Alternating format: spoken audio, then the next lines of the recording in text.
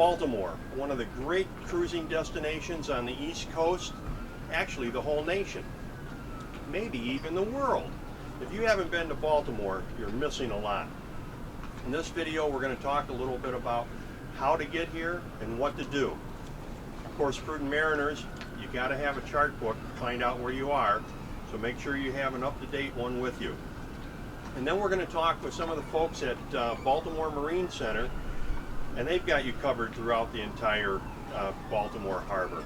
So I'm looking forward to talking with some of the folks here and finding out a little bit more about cruising to the great city of Baltimore, known as Charm City.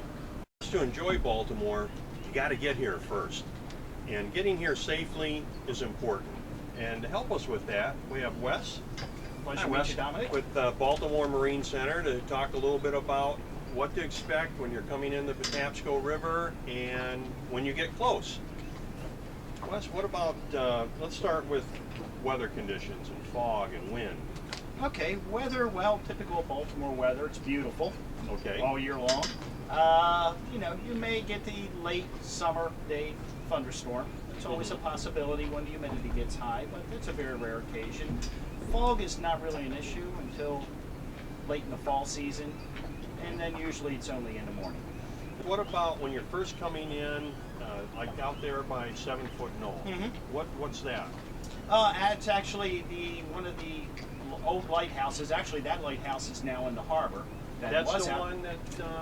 Yes, it's right over there. Right over there, Yeah, okay. yeah, that's right over there. That was taken down, I believe, in the late 80s, early 90s, and replaced with a more permanent structure. And that lighthouse is viewable to the tourists and to the public.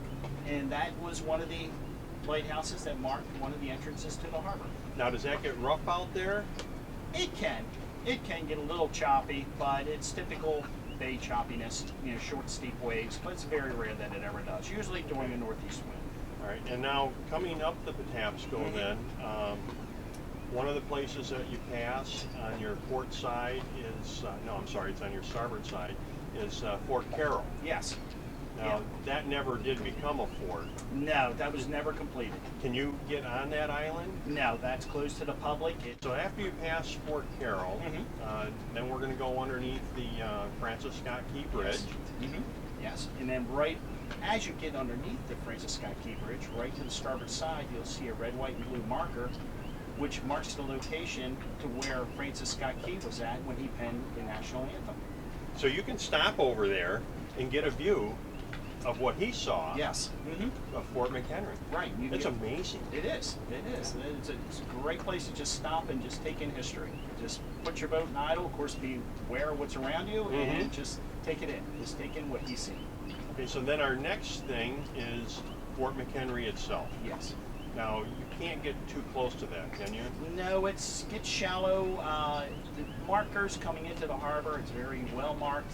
You're best to stay clear of it. It gets shallow quick. It is a deep water harbor, deep water entrance, but you do have to beware when you get up to the harbor fort area. Okay, now, can you dock your boat up there? No, there is no dockage up there. So there's no public dockage? No public dockage, but you can reach it by land, by water taxi. There's by bike. There's a lot of different ways you can do it. But you can take pictures of it. Oh, of course, yeah. You can get close enough to take pictures. Now, the next big thing is that big sign that says 6-knot zone. Yes. Now, I know from experience that can get a little choppy there. Yes, it can.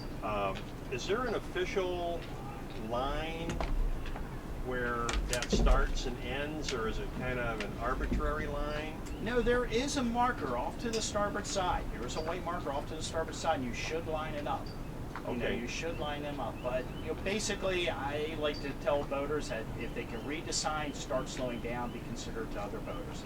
Okay, yeah, because I notice sometimes some of the bigger power boats, when they power down, they're just plowing that water and pushing a pretty good sized weight. Right. But now once you get inside, it's clear sailing. Oh, it's perfect. Once you get inside, it's a beautifully marked harbor. It's deep water. Just keep an eye on boats around you. It can get crowded on the weekends, but that's part of the enjoyment. And it's just a top-notch, first-rate harbor. Okay, now, if you want to drop anchor, are there any anchorage areas? There is a couple of anchorage areas. There's a couple of small anchorage areas that the Okay, harbor does. where are those? Okay, they're right about in this area here, and over in this area. Over in here is a small area too. That there are boats in there. Oh, one thing I wanted to ask about coming in. Okay. What about crab pots? Usually at the mouth of Patapsco, you'll start seeing them, and around you get to the Botkin Creek, Rock Creek area, there are sections of crab pots in there. They're out of the marked channels, but if you're going to cut across on the inside of the channels, you have to be aware they can get heavy at times. Okay.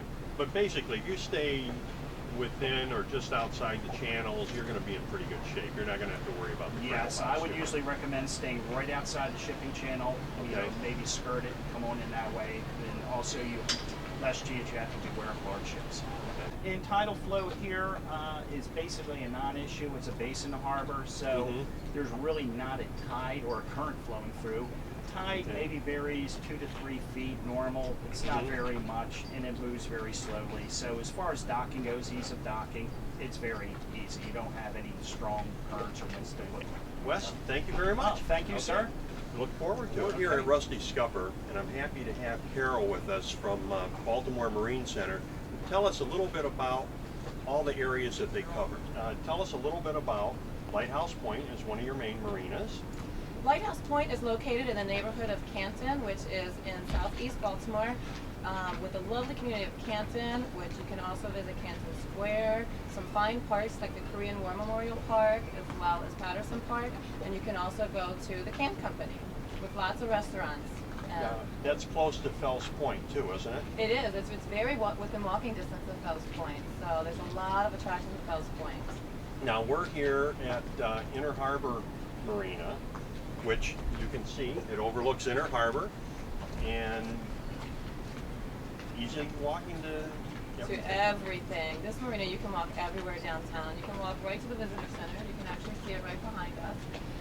You can walk to the stadiums. You can walk to all of the festivities and festivals in Rashfield and up in Center Square of the city in downtown Baltimore. You can also reach Harbor East from this location.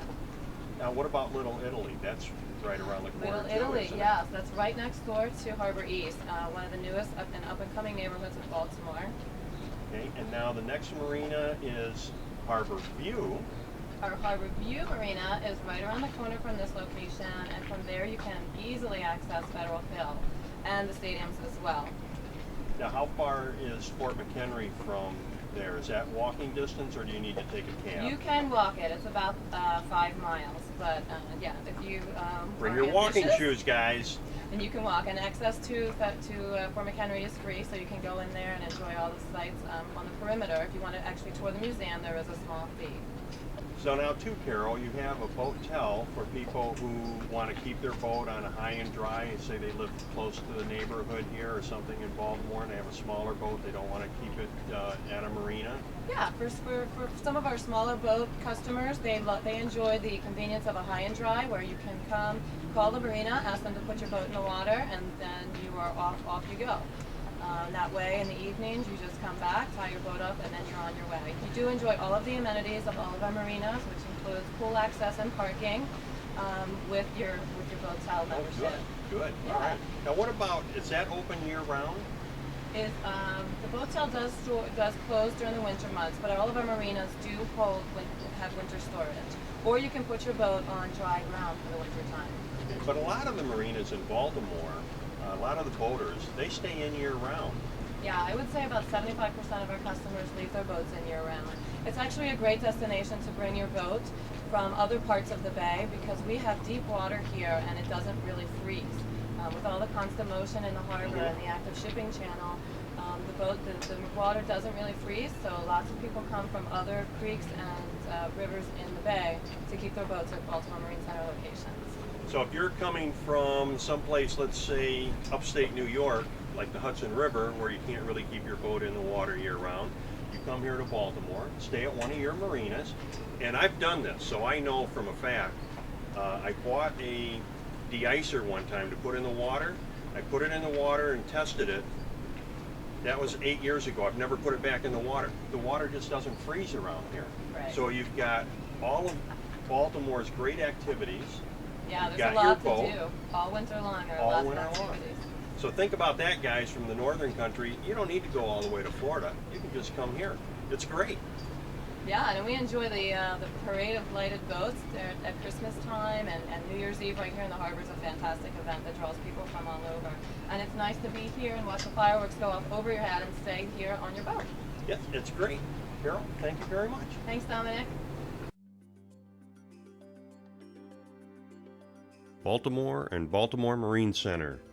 For a weekend, the season, or the full year. Until next time, happy and safe boating to you, your family, and friends.